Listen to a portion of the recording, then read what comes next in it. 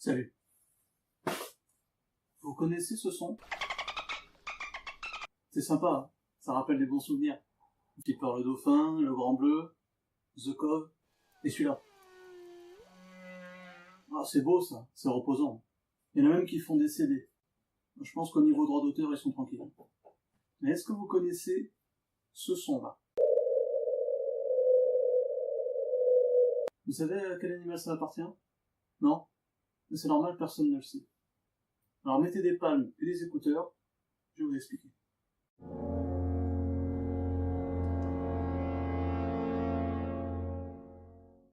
L'histoire de ce chant commence durant la guerre froide. Dans le Pacifique Nord est installé le système SOSUS, qui forme un réseau d'écoute hydrophonique secret mis en place dans les années 50 par les États-Unis pour écouter et repérer l'arrivée éventuelle de sous-marins ou de navires russes.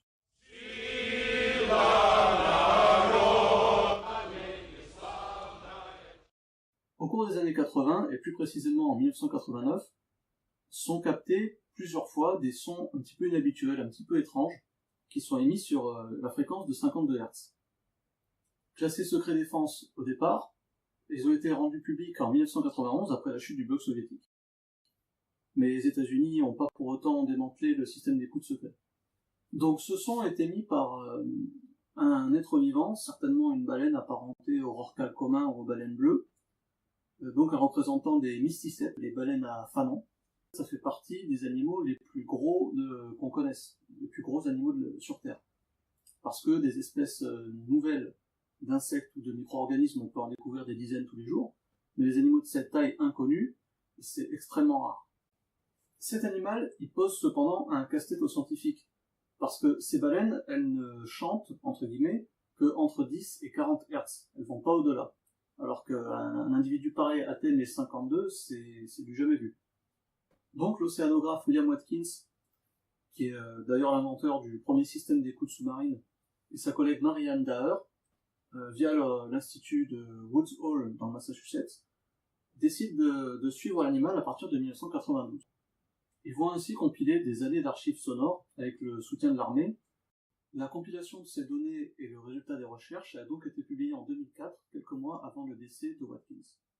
Les baleines sont des animaux qui empruntent des trajets migratoires d'alimentation et de reproduction assez précis.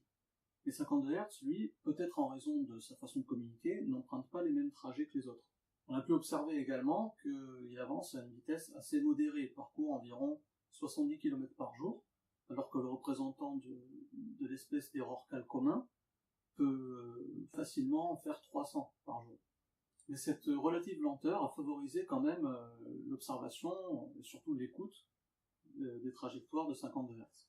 Il apparaît dans les sonars chaque année entre août et décembre, et il en disparaît entre janvier et février.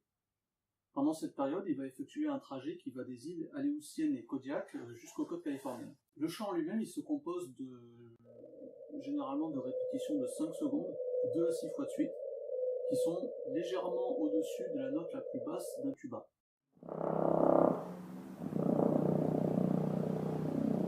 Quand on parle ici d'un animal unique, c'est pas unique dans le sens d'un animal comme le koala ou le lémurien, qui sont eux des animaux endémiques. Ils sont spécifiques à la région, à la zone géographique dans laquelle ils vivent. Là, on parle d'un animal unique dans le sens où il est le seul représentant de son espèce. Il n'y a pas d'autres individus comme lui, ou du moins pas d'autres individus qui chantent comme lui. Il est le seul au monde. On a pu aussi constater que les variations de son chant sont beaucoup plus nombreuses que chez l'espèce voisine des baleines bleues, par exemple. Et également qu'au cours des années, certainement dû au vieillissement, le chant a un petit peu baissé, devenu légèrement plus grave, au fur et à mesure du temps. Les vocalisations des baleines servent à communiquer entre elles et représentent quasiment un langage aussi complexe que leurs rapports sociaux. Alors, on sait que les mammifères marins sont des animaux très intelligents et qui ont développé des langages, même des dialectes selon la zone géographique, la zone océanographique où ils vivent. Le problème avec 52 Hz, c'est que lui, il émet un son que les autres individus, les rorquals communs, les baleines bleues, les mysticètes dont il fait partie, ne peuvent pas entendre. Donc ça fait plusieurs dizaines d'années qu'il envoie des appels sans que jamais personne ne lui réponde.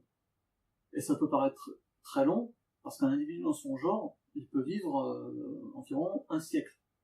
Alors une des hypothèses qui est avancée pour expliquer d'où vient ce son, c'est que peut-être qu'il s'agit d'un individu qui est atteint d'une malformation qui l'empêche de vocaliser correctement. C'est une hypothèse qui est notamment soutenue par Bruce Mate. Il est également possible que ce soit un individu qui soit sourd, donc il ne puisse pas s'entendre vocaliser, et qu'il ne puisse pas entendre correctement les vocalises des autres. Mais cependant, on se rend compte que, vu son cycle très bien réglé de migration, même s'il est différent de celle des autres, prouve que d'une année à l'autre, ces éventuels handicaps, si c'est bien le cas, n'ont pas affecté sa santé ou son état de développement global. Une des hypothèses les plus fréquemment avancées, c'est qu'il s'agirait peut-être d'une espèce hybride, un mélange entre deux espèces voisines, donc certainement une baleine bleue et peut-être un rorqual commun, mais on n'en est pas sûr puisqu'on ne l'a jamais vu. Alors bien que ce soit le seul son de ce type qui soit enregistré dans l'océan et que chaque année il ne provienne que d'une seule source, ça c'est certain, il y a quand même des spécialistes qui doutent de la solitude de cet individu. Ils pensent qu'il fait peut-être partie d'un groupe. Ainsi, il y a quelques chercheurs comme le professeur Christopher Wise Clark de l'université de Cornwall qui pensent que cet individu n'est pas seul et qu'en fait c'est une question de problème de dialecte.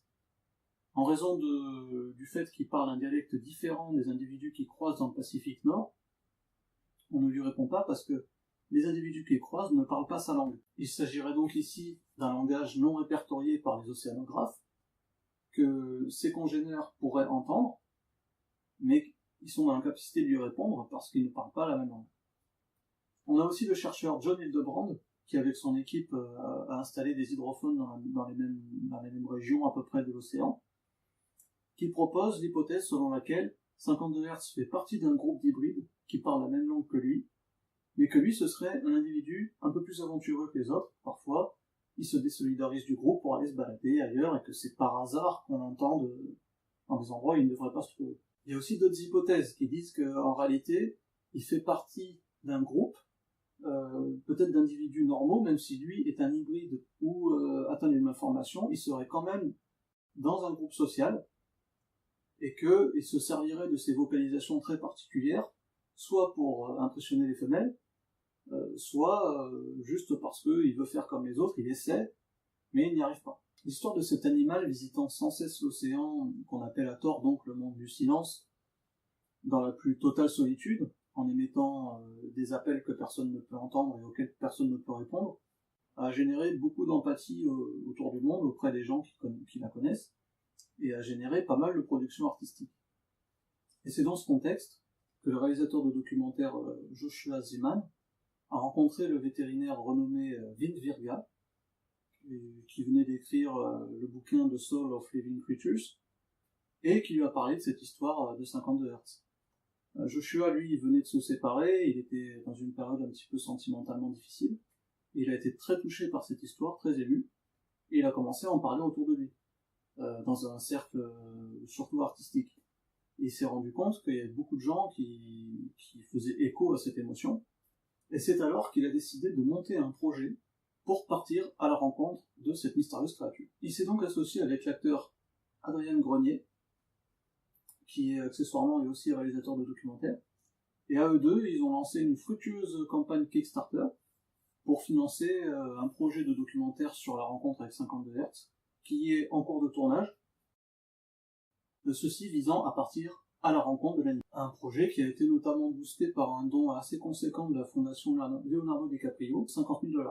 Le coordinateur de l'opération, le chercheur Bruce Mate du Centre de sciences marines de Hatfield dans l'Oregon, lui, il a expliqué pourtant que même si le documentaire tourne essentiellement sur un ressort émotionnel sur la recherche de cette créature solitaire, il s'attend plutôt à la trouver au sein d'un groupe de rorquals communs certainement, et non isolé totalement comme on en a une image un petit peu poétique.